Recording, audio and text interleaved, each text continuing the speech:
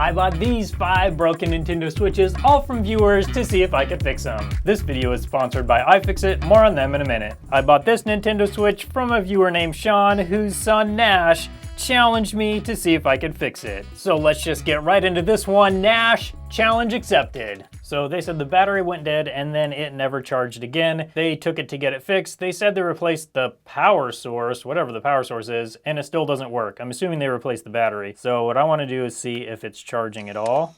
We have 5.1 volts, 0 amps. So this is taking absolutely no charge. So let's get this thing taken apart and start doing some tests. Nintendo Switches use tri-wings to remove the back covers, so I'll be using my iFixit ProTech toolkit.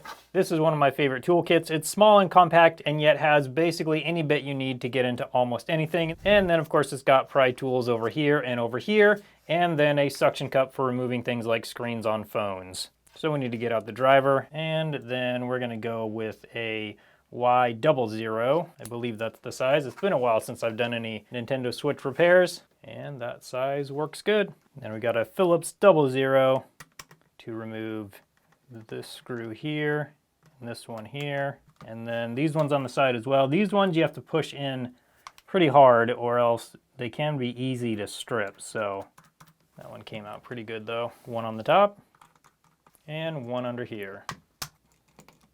Now we can get the back cover off and get to the metal shield under it. Somebody didn't install this SD card correctly. This part right here is kind of flipped up. It's not really loose, but I have to see if they damage that when we get this off.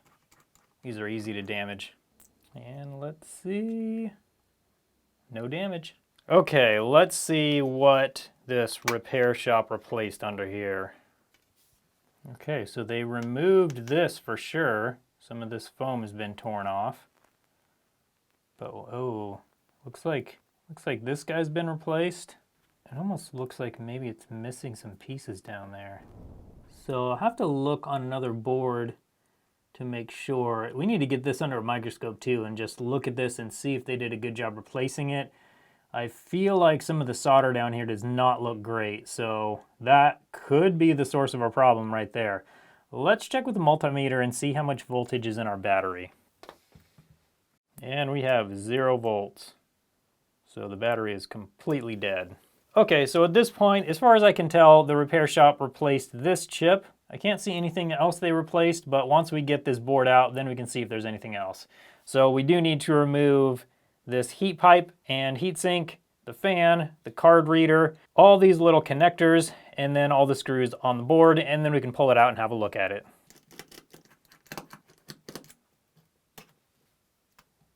And they definitely didn't install the perfect amount of thermal paste. In fact, I'm not sure they installed any at all. This might be the thermal paste from the factory.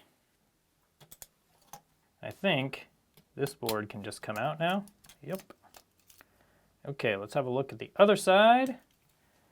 Yeah, I see some flux on this. So it looks like they replaced the USB-C port, the video chip, and the battery charge chip over here. So let's get this thing under a microscope and inspect their work. In addition to their super high quality precision toolkits, iFixit also sells lots of parts. Specifically for the Switch, they sell batteries, this SD card reader, which I could have bought from them if I would have needed one, Joy-Con batteries, and a whole bunch of other parts for your Nintendo Switch.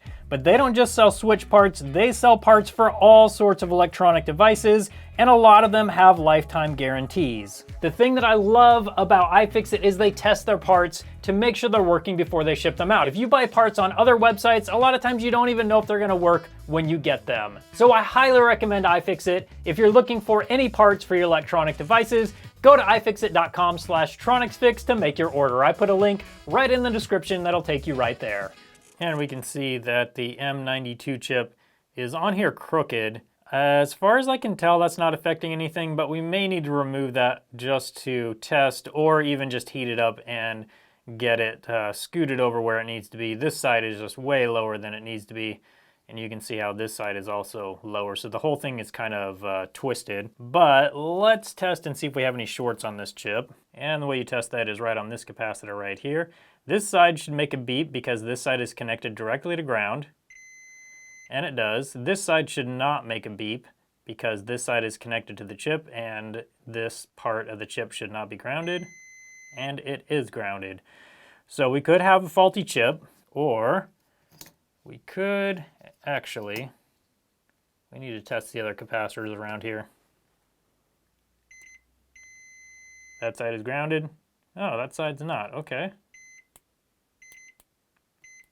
If I remember right when I'm working on switches, if this capacitor is shorted, that's not necessarily a problem. A lot of times that can be fixed. If this one is shorted, that can be pretty difficult to fix and sometimes impossible. Also, while we're down here, let's look at this chip. This is another chip that has to do with battery management. And these capacitors are not shorted. That's good news. Okay, well, let's flip it over and have a look at the video chip. I can't tell for sure if this has been replaced. There's definitely a lot of flux on it, but since they did replace the port, that could have just dripped down from that, possibly. And this guy right here a lot of times likes to short out. Oh, there we go. So we do have a short either on this or possibly this chip or the other chip on the other side, the M92. I think what I'll do first is remove this chip and see if that removes our short. I'm going to use my hot air soldering station to heat up the chip and remove it, and then we'll recheck for a short. And it looks like our short is gone. So let's replace that video chip with the new one, and maybe if we're lucky, that'll fix it. Now, since I'm using a brand new chip to reinstall onto this board, I need to do what's called tinning the pads, and that's where I come in and put some flux on the chip itself. And then with my small soldering iron, I'm just gonna put a little tiny bit of solder on each of these little pads, and then also a little dab of solder in the middle, and spread that all out with my large iron, and then it's ready to install onto the board. Now we've got our new video chip installed. Everything looks good. Let's check and make sure that short is still gone. So we put both probes here, you hear the beep, that means we do have a short, which we would since they're both on the same pad. Now let's move it here, and nothing, and here, and nothing. Okay, let's flip it over and see if the short is gone on our M92 chip, and it is gone. Okay, so that's enough for me to get this reinstalled into the switch and see if that's all it took to fix it. And here we go. Come on, give us something. Oh, still just 0 power. Let's try it with a known good battery and see if that will get it working. When the battery is just at 0, sometimes that can cause a problem where it won't charge. Now let's see what happens. Come on. That's not giving us anything.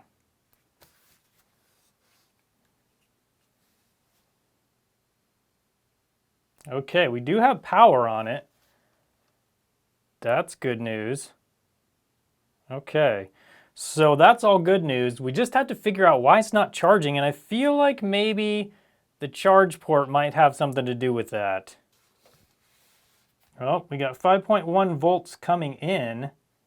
Okay, so maybe we do need to replace this chip as well. Before we do that though, let's just unplug everything and make sure that chip is not shorted again. If it is, then we might have a different problem. Let's see if there's a short. No short. Okay. So let's replace this and see if that'll get it working. We might even be able to just reposition this because it's so out of position that could be the only problem. I think I will just heat this thing up and get it installed on there correctly and just see if that's enough to get it working.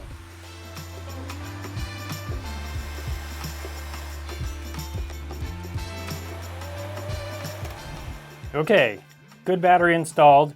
I did try to just straighten the old M92 chip off camera. I forgot to film that part. I did try and straighten it. It didn't do any good, so now we have a new one installed. Let's see what happens. Come on. Oh, here we go. 1.43 amps. Okay. So, and the fan came on? Yeah, that's because it's really hot. Okay. Let's try it with the old battery that has 0 volts in it and see if it'll charge that one up. There we go, 0.42 amps. That's normal charging for a battery that's dead. We've got 0.41 amps. It's gonna slow charge like that for quite a while, and then it should go to fast charging and charge this one up. So Nash, I think I won this challenge, but thank you for selling to me and sending it in. Let's move on to switch number 2 and see if we can fix another one.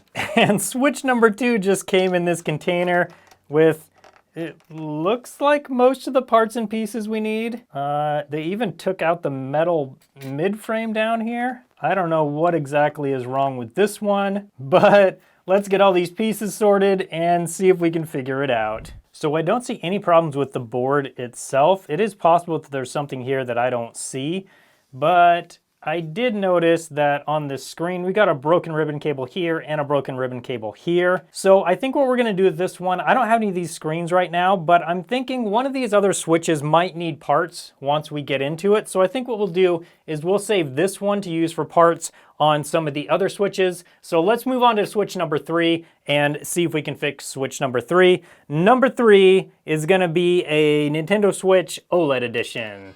So for this OLED switch, the seller bought it from someone who tried to mod it and they failed. The seller said that there's a capacitor that's knocked off the board, but I feel like there's probably a few other things going on inside this. Now I've only taken apart a couple of these OLED switches, so this is at least sort of all new to me as well. But once we get it all opened up, I feel like we're gonna be able to see what's wrong right away.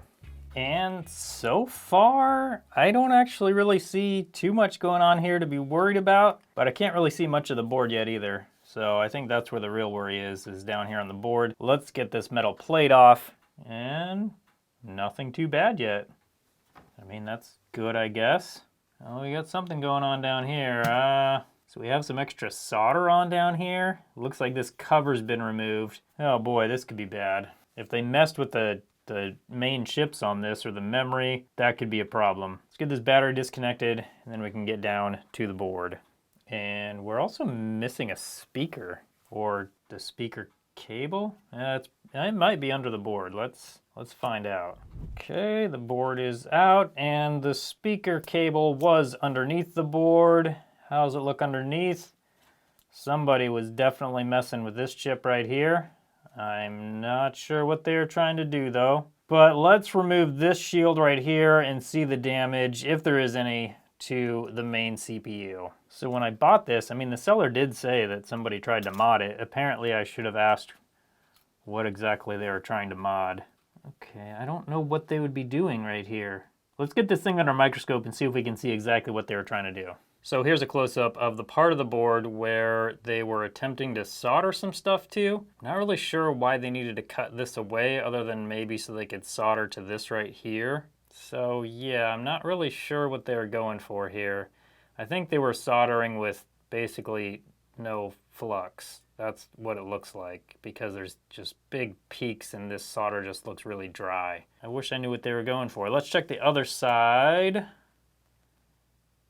Right here, and same thing. This has been cut away like we already knew, and then it looks like they were trying to solder to this point right here. It's a bunch of, oh, this looks kind of like flux, but judging by the soldering, they either used the wrong kind or not enough, because the soldering just looks terrible. And then they put this solder mask over this right here. I don't know why they would do that, but they did. So I think what we need to do is come through and clean this up and make sure that capacitor is okay. It looks fine, but what we really need to find out is if there's any damaged components over here. The seller did say there was a capacitor that was missing, I think.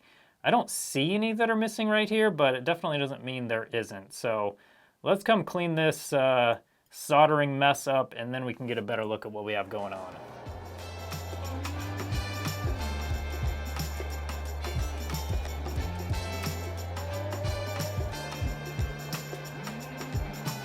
And after cleaning this up and cleaning the other side up, I don't really see any problems, I don't think. Unless there's something I'm missing somewhere. Found it! Here is the other problem. This capacitor needs to be cleaned up. These two are bridged. That may or may not be a big deal. But over here, we've got some major issues. I don't even know what was going on here, but I'm gonna get my soldering iron in here and clean up this excess solder, clean this up, and then we can clean all this off and really see what we have going on here.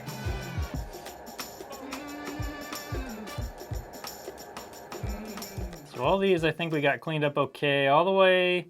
This one I think is good, but we got to figure out what, if anything, goes here. I feel like maybe there is another capacitor that went from here to here, possibly. This one also cleaned up pretty good.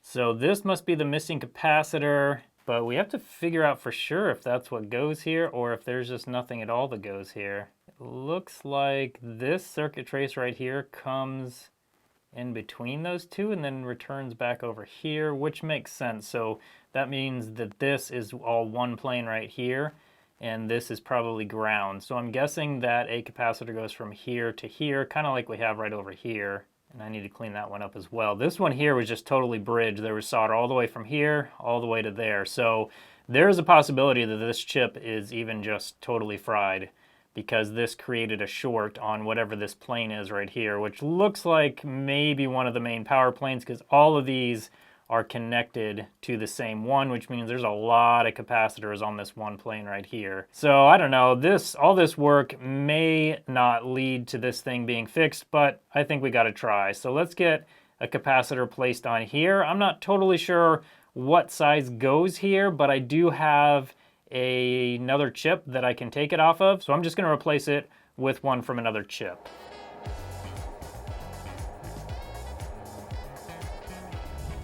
Now when I was working on cleaning this, I noticed this middle piece was loose. And that's because it has broken off from each end. There's usually a silver cap on this end and on this end, and that's what you solder to. This part right here, you can't solder anything to. So this capacitor is just totally done for. So we need to replace this one and this one.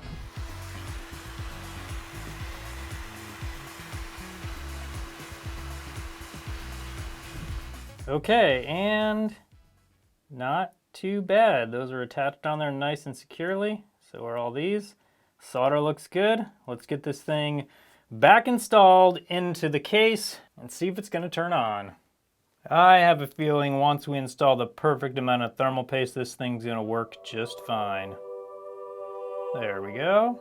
I'm going to use a replacement top plate for this because I have one. I need to clean it up first though. Once I get it cleaned up, then I'll put it on there, and that's going to go around this sharp piece right here. I tried to clip off that sharp piece as well as I could, but it's still pretty sharp, so just got to get most of this thermal paste off. Not going to be able to get it all, but need to get most of it. There we go. I don't know for sure if this is going to fit on here. I hope it does. And hey, it actually does. Wow. Nintendo actually used a part that you can reuse from one model to the other. That's crazy. And you can see this came off of a parts board.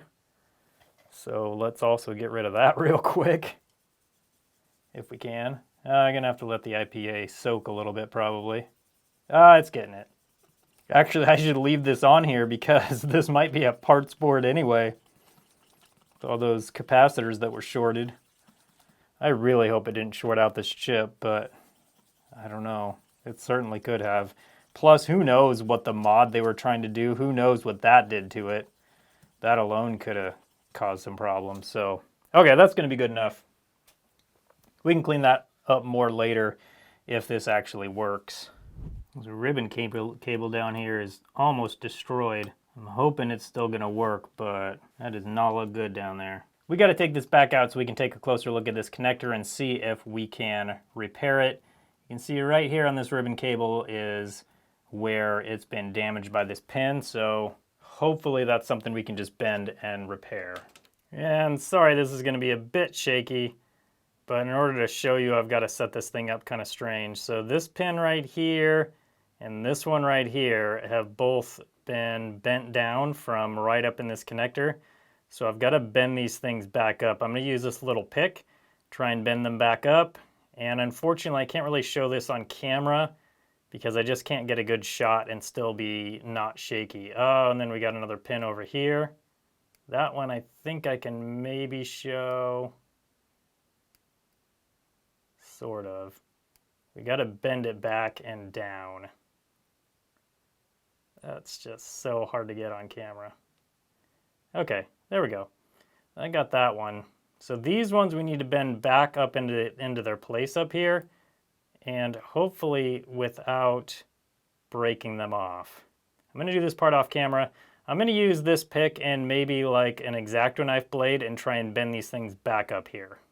Okay, and we got those reseated, so I think that's going to work just fine now. So let's get this back into the case and get this ribbon cable in and see if we can get it in without bending those things up more. Okay, now the other thing I want to do is straighten out this ribbon cable. It's hard to see, but it's actually bent a little bit right there. So I want to kind of, actually I think I mostly got it. I want to try and rebend that part so it doesn't just push on that pin again. So here we go. I'm going to push in very carefully. Oh, did we get it? I think maybe. Oh, I think we got it. Yes. Okay. Now, I'm assuming this ribbon cable is good. It's pretty banged up down here, so I'm not sure that that's even good, but hopefully it is. We just got that part installed. Now I got to get the rest of the ribbon cables and the screws in, and then we can finally test this thing out. Okay, metal plate on. Wi-Fi cables plugged in. I really hope this works. That took so long. Let's plug this thing in and see what happens. Okay, here we go. 0 amps. Oh, 0.35. Good. 0.4. Oh, we got a screen and charging. Come on. Is it going to start up though? Turned off. Ah, there we go. So this Nintendo Switch is working. I can't believe we actually got it working. That took so long, but I love seeing it start up after all that work. Let's move on to Switch number 4. This Nintendo Switch I bought from a viewer named Steve. He bought it from a rent-to-own store. He paid over $700 in total. So kids, remember, don't buy from rent-to-own stores. Soon after it was paid off, it stopped charging, so he took it to a repair shop who said it was not fixable. But we'll be the judge of that. All right, and here we go. It looks like this Switch has seen some stuff. First, let's plug it in and see what the amp meter shows. Okay, and we do just have 0 amps charging. So let's get it apart, figure out what's going on. Okay, so far it looks like we don't have any missing screws. That's always nice. But we need to get under this metal plate, see what's really going on the board. And this actually looks really clean inside. Let's test these capacitors and see what we got going on after we disconnect this battery. Before we do that, let's see how much charge is in the battery, just out of curiosity. We have a fully discharged battery. Okay, let's check this capacitor right here. That capacitor is not shorted. Interesting.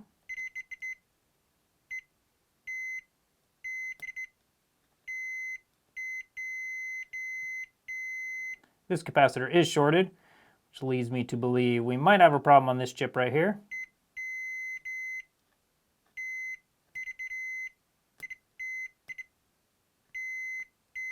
And I don't see any other problems other than this capacitor being shorted. So I think the next thing we need to do is just replace this chip, and let's see if that alone fixes it. The nice thing about this chip is we don't actually have to remove anything else on the board. We just need to, and after all that talking about how I can do it all in the case, I have actually melted this bottom plastic before. So I think in order to avoid melting anything like that, I'm just gonna remove this board. It doesn't take very long to do, so I'm gonna remove the board and then we can get to that chip and replace it much easier.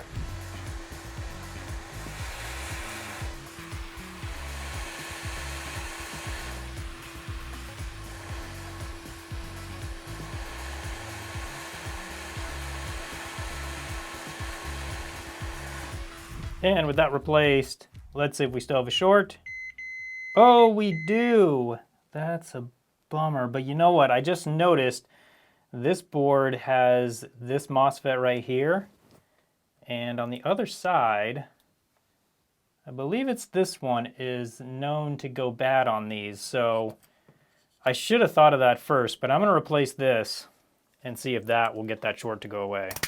I need to protect this LED though, so we'll use some tape on here. One of the problems with using this yellow capped on tape is the surfaces have to be nice and clean, and as soon as some flux runs under them, then they just immediately unstick.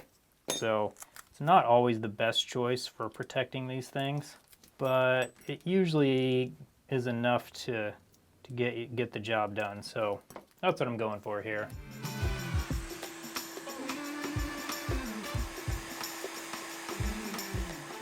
And with that replaced, same problem. So let's dig a little bit deeper. This is where I was hoping this wouldn't go, but let's check these capacitors here and over here and see if those are shorted. If they are, that is very bad news. Let's start down here. No problems here.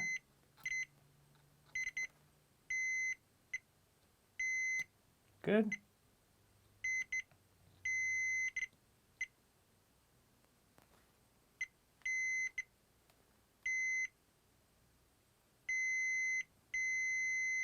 Yeah, that's not good.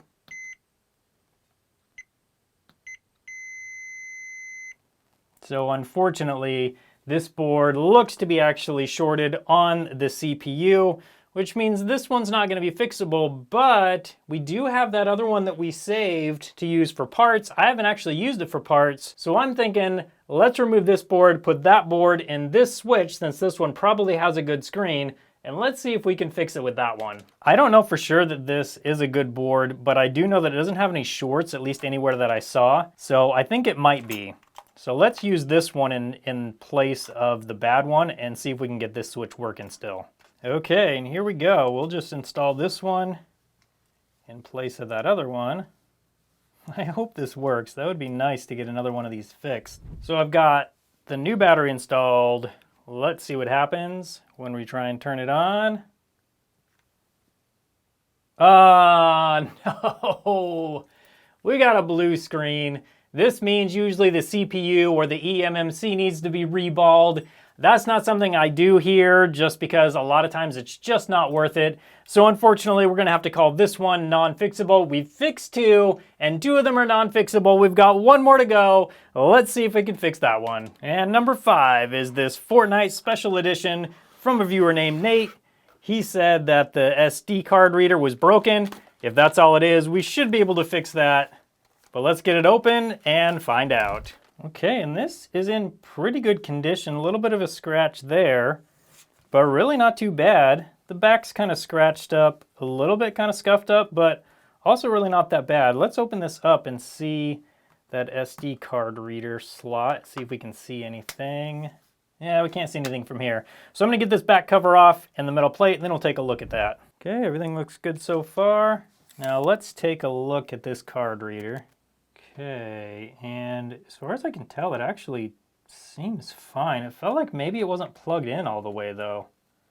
These can be really tricky to get plugged in all the way. What I'm gonna try is just plugging this in again, making sure it's in there all the way. And then we'll start it up, assuming it will start up, and see if that's all it took to fix it.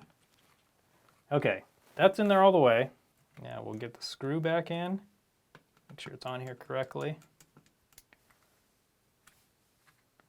Okay, there we go. We'll save this. We'll put that on a little bit, assuming that actually worked.